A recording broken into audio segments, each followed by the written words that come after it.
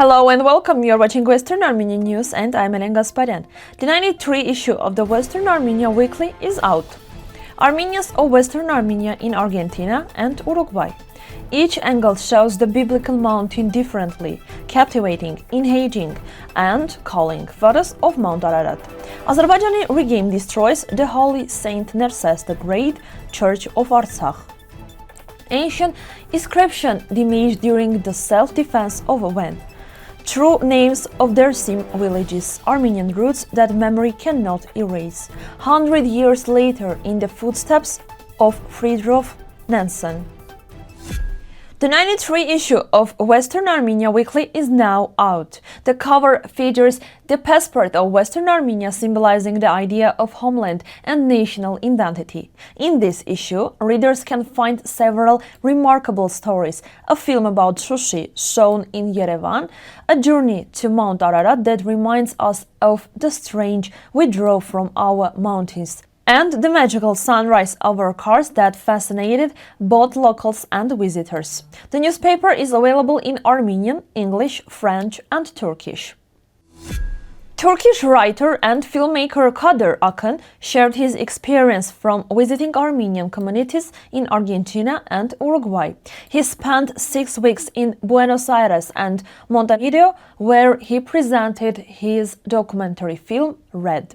The meetings with Armenians of Western Armenia origin, whose ancestors came from Marash, Aintab, and Adana, were emotional and unforgettable.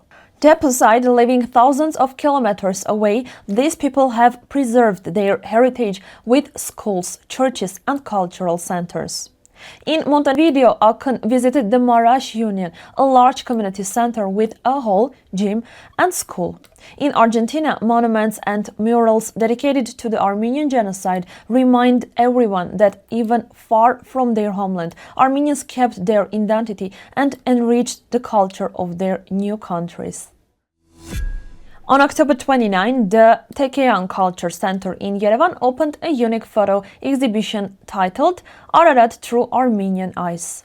More than 40 works by Armenian photographers from Armenia, Artsakh, the US, Turkey, Brazil, and other countries were presented, including famous names like Ara Güler, Samvel Sevada, Andranik Kochar, and Armen Yengoyan. For centuries, Mount Ararat has been the main source of inspiration for Armenian poets and artists.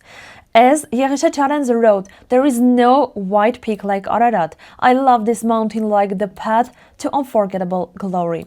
The exhibition, blessed by the church, will be open until November 14.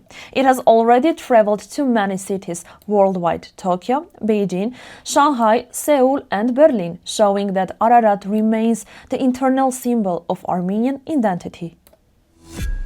Monument Watch reports that Azerbaijani Telegram channels have posted new photos showing the image to the Saint Nerses, the great church in occupied Martuni, Artsakh. The images show broken windows and bullet marks on the walls. Built in 2004 by benefactor Alice Ohanyan, the church had already been targeted during the 2020 war. Such actions violate international humanitarian law and the 1954 Huge Convention, which strictly prohibit any attack on cultural or religious heritage during armed conflict.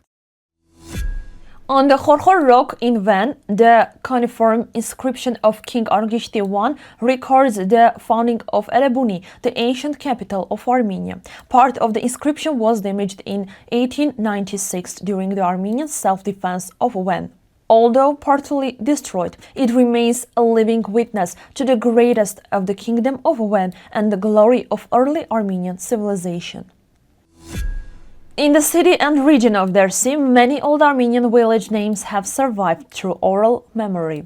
Although they were officially replaced with Turkish names, after 1923, locals still remember and use the original ones: Havsik, Korkes, Khosor, Sorbian, and many others. These names are not only historical facts but also living symbols of memory and identity. Despite decades of state policy trying to erase them, the Armenian presence still speaks through every name and every stone of Dersim. On November 7, a special concert dedicated to the great humanist Fridtjof Nansen will take place at the Yerevan History Museum under the title "100 Years Later in the Footsteps of Fridtjof Nansen."